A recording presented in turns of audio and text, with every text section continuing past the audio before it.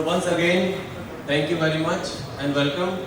And I'm representing today GE Steam Power India, and I'm EHS head for GE South Asia region.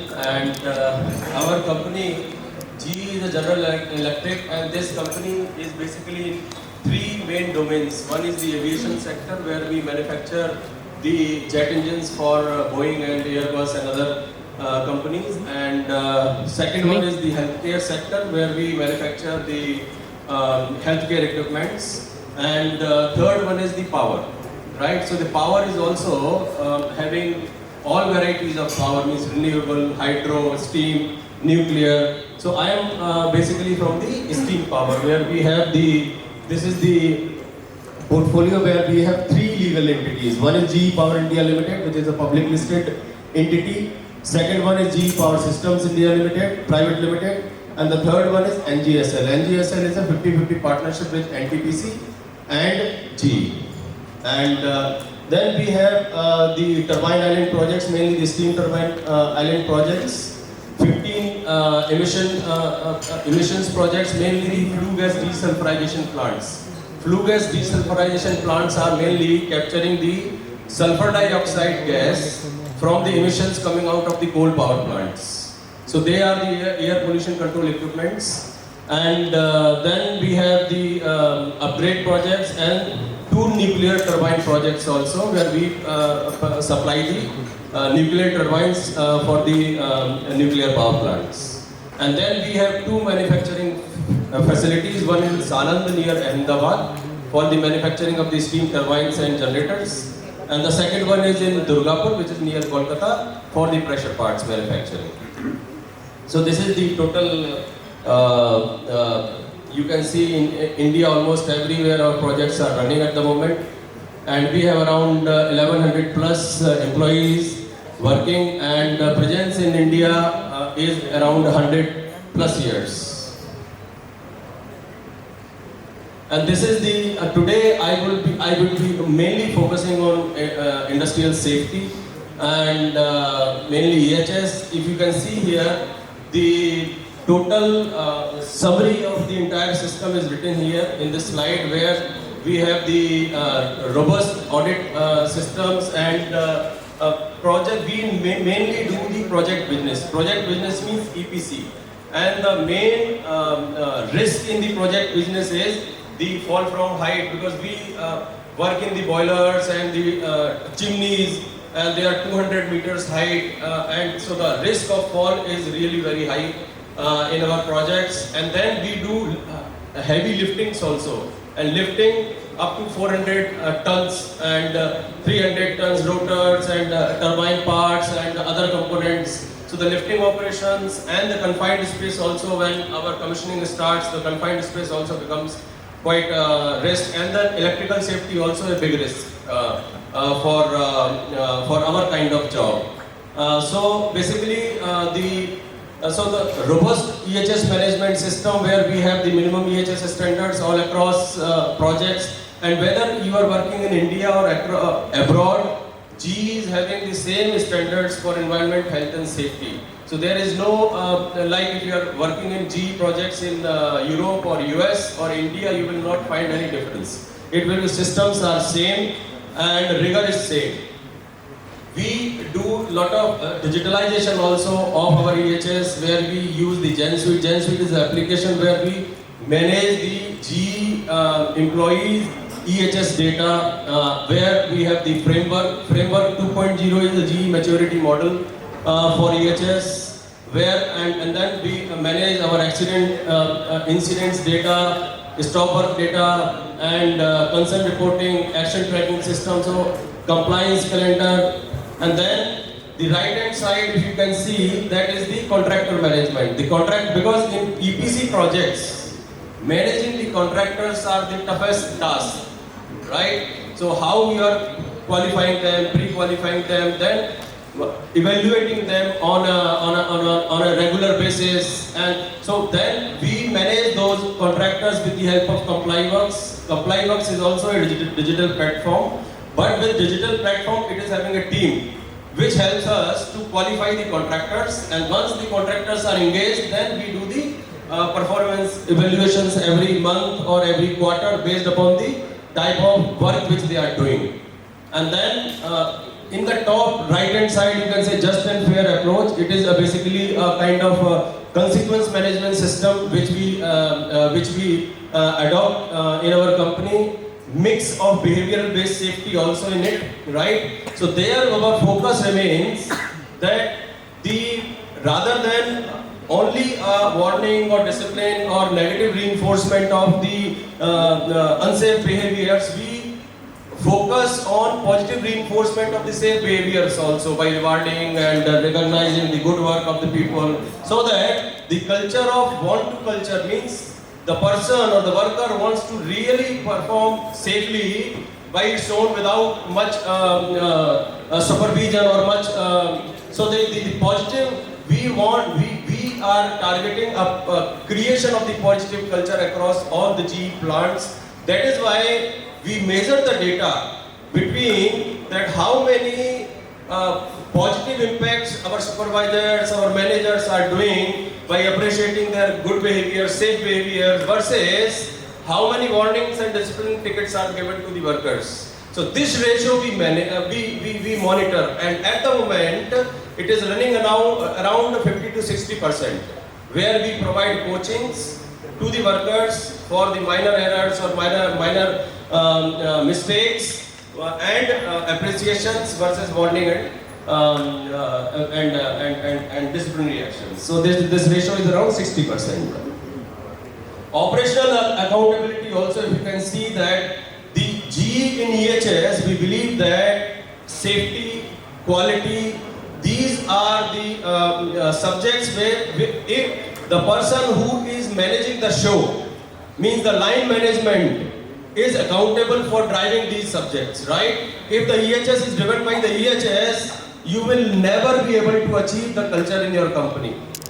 If the EHS is driven by the supervisor or the manager, the project director or the construction manager who is there in the construction site, if he is not driving EHS, you will never be able to achieve this excellence in your company, right? So we measure this accountability with the numbers, with the data, right? Whether this is driven, the culture is driven by EHS team or it is driven by the accountable operational leaders. So that also we have several metrics for them, like boiler charts and steering committee meetings, also project reviews also, where the project directors present their projects. And then the left hand side, if you can see the EHS Gemba walk, stop work culture. Stop work culture I wanted to highlight here, that it is not that in GE we do not have accidents, but the number of accidents are very low, very low, and the impact of those accidents are also very low. I will give you the real example. On 20th of July, there was a fire incident in one of our project sites, and we were able to save 10 people. And how we saved the 10 people? That was the power of stop work culture. 2 days back, inside the chimney, one of our civil engineer who was in charge of that chimney, he raised the stop work. And why he raised the stop work? Because at around 32 meters height in the chimney, because chimney is having lift, the hoist, which is a construction lift, right? So when the landing platform to go to the fluke end was not good enough, so there was a gap. So he raised a stop work that I will not allow this work, I will not send anybody at 32 meters height inside chimney unless that platform is completed, right? Because people used to jump from the lift, they used to jump to the platform to access to the inside the chimney duct. So he created this stop work, and when the fire took place, those 10 people were not there because last 2 days the access to that particular area was blocked. Otherwise, it could have been really a tough task to rescue them from 32 meters height to 0 meter height. So the point I am trying to make is the power of stop work culture. We have to really understand, and we have to encourage this stop work was not by the EHS person. This stop work was the civil engineer who was in charge of that chimney area, right? So the power of stop work, the stop work culture, and open reporting also. We give lot of emphasis on open reporting so that the workers and supervisors or engineers feel without any fear of retaliation. They openly report the accidents or the reality. If you are not getting the reality, you will not be able to understand how the accident took place. And when you will perform the accident investigation, you will never reach the root cause of that problem. Because you don't know the reason. Because the people are having fear of retaliation that if I will speak truth, then I will lose my job or I will have to face the consequences. So we have to really enforce the open reporting culture in everywhere. It is not only safety, EHS, environment, quality, everywhere, even in finances also. So that if they see anything wrong, they immediately report. Right? And then we have this point of work risk assessment, life-saving principles. So we have created and safety leadership trainings for the senior staff, starting from chief executive officer, CEO and managing director down the line. Everybody has to undergo the safety leadership trainings and the learnings. So this is the kind of water chart example I have pasted here, where we monitor the data, injury illness, audits, training completion, past due trainings, regulatory action closure. This is very important. That even the actions also, we monitor that how many, what is the percentage of actions, schedule also we monitor mainly. That what is the percentage of actions we were able to close within the stipulated time. If I am saying this particular action I will be able to close in 3 months or 1 month or 15 days, whether I am able to close. So if you can see that regulatory action closure rate is around 98%. It means that if there is any regulatory action which is open, where you need to purchase something, you need to install something to close that compliance, then it is coming 90. So 98% of our actions were closed on time. 2% of the actions we were delayed. So that way we monitor the on-time performance of the action closure for the EHS actions. And if you can see here, very important, stop work ratio between non-EHS versus EHS professionals. So this is the ratio where we monitor that how many stop works are coming from non-EHS professionals, like that chimney example which I gave you, that the civil engineer stopped that work, that I will not allow work to happen until this platform is complete inside chimney. So 29 to 32% of these stop works are coming from non-EHS, means civil engineers, mechanical engineers, commissioning engineers, construction managers, project directors. They are stopping the work before the EHS person is going and stopping the work and doing the policing work. So we do not believe in that policing work. So this is how we understand the maturity of the safety, whether it is driven by EHS professionals or it is driven by the real operational leaders, right? And then the just and fair approach that I was saying, that positive reinforcement of the safe behavior, 67 to 68%. So more to bring this more positive culture. So whatever we are speaking, we are measuring with the data. If you will not measure, you will not be able to understand what is happening, right? So stop work ratio, open reporting, I have already told. Gemba walk is also that exit EB plus means the top leadership. Mainly they need to do the Gemba walks, means dedicated safety walk they need to do, and in the projects, factories and service sites, and the other leaders also, right? And then this is behavioral based safety, I have already explained.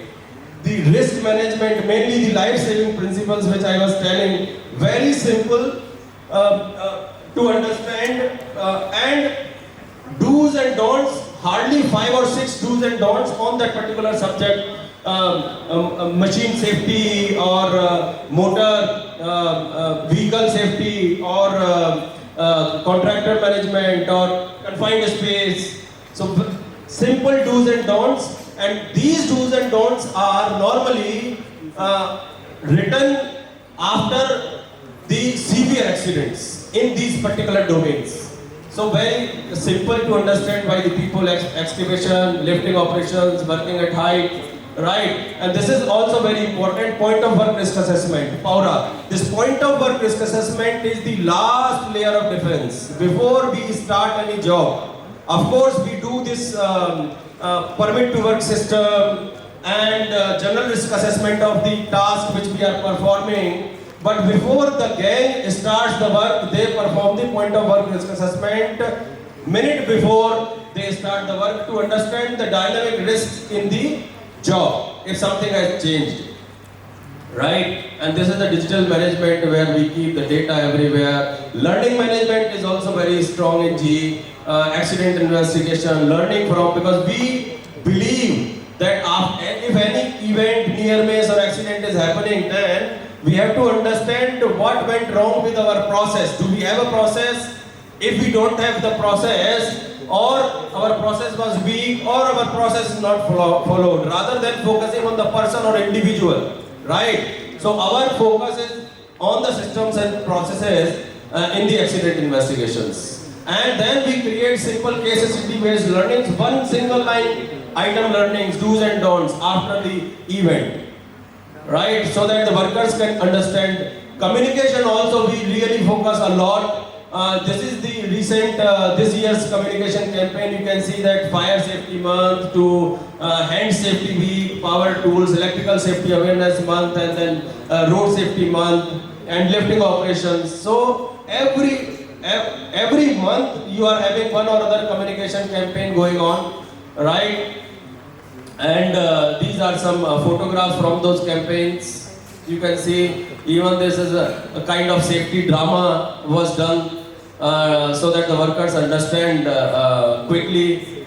And these are the examples of safety trainings all across. This is also I want to highlight because projects are normally in the remote sites. And these remote sites are having, and the contractors are not really having that experience and education and understanding towards safety. So we have standardized the assets, safety critical assets for our project sites. If you can see, these are the safety critical assets which are sent to the sites, whether it is spill gate, whether it is a AD, and these mannequins are also special mannequins where they are having LEDs so that when they are doing this practice or training, when they are doing these compressions, how much depth it is going down, and it will raise the LED will lit, and then external automatic external defibrillators. So these kind of assets, why we send to the sites to educate the contractors also and use them also. And these are all there in our safety parks all over the place. And this kind of systematic mannequins we provide, and we display that how the welder should look like, what kind of PPs welder or grinder should use, right? And then this kind of like RCD tester, because this for testing the RCCBs, residual current circuit breakers, and PAT, portable appliance testing equipments for portable appliances, right? So these kind of equipments, VAV, voltage absence verification equipments, voltage reduction devices for welding machines, right? So all these equipments are gas detectors, multiple gas detectors, and LOTO kit. So the height work rescue kits, confined space, and underground utility detectors, right? So why we send this? So that the contractor is also understanding practical sense rather than theory. So all these items are available at site to showcase to the contractors and use them and bring them. So this was kind of, because project sites is very remote sites and stuff is not available easily, material is not available easily. So we have standardized everything, so all the sites remain same, they implement the same standard, and there is at least no scarcity of the material. That because we focus more on engineering defense rather than administrative defense, right? So for engineering defense, you need equipments, right? Good. So thank you very much, team.